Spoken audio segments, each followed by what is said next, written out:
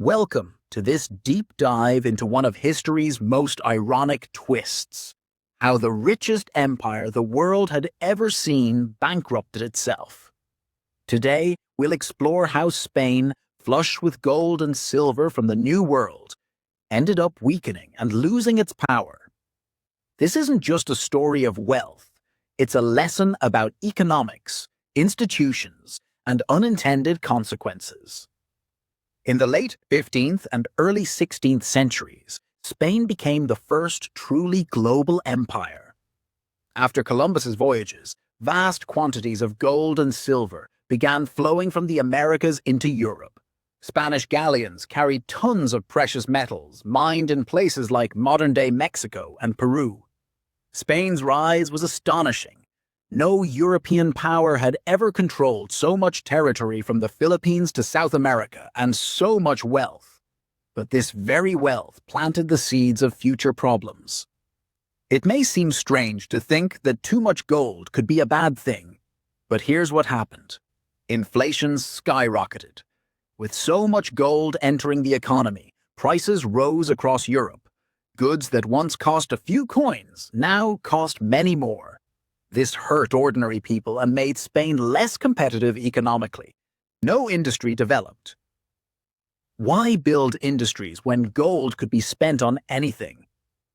Spain imported more manufactured goods instead of producing them. Wealth fueled consumption, not production. Spain's wealth became a resource curse. It discouraged innovation and investment in productive industries. A lesson repeated in other economies across history.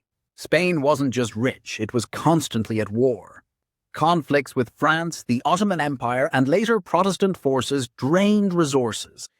But instead of restructuring its finances, Spain borrowed money repeatedly. By the 16th century's end, the Spanish crown had declared bankruptcy multiple times. These wars weren't just expensive, they were existential. Spain fought to defend its empire, maintain Catholic hegemony, and suppress revolts.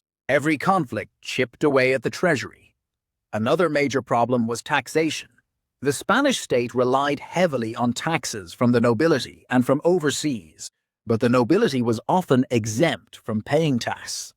That meant the burden fell on peasants and merchants, slowing economic growth. An empire of this size needs efficient institutions. Spain's bureaucratic and fiscal structures couldn't manage its wealth or enforce fair taxation. Over-reliance on precious metal revenue was a system doomed to fail. Meanwhile, other European powers learned from Spain's mistakes. England and the Dutch Republic built strong manufacturing bases, merchant fleets, and financial systems. They invested wealth into productive growth, not just consumption. By the 17th century, Spain was still rich but not powerful. Its economic engine had stalled while rivals surged ahead. So how did Spain bankrupt the world's largest empire? Not because it ran out of gold, but because it mismanaged its wealth.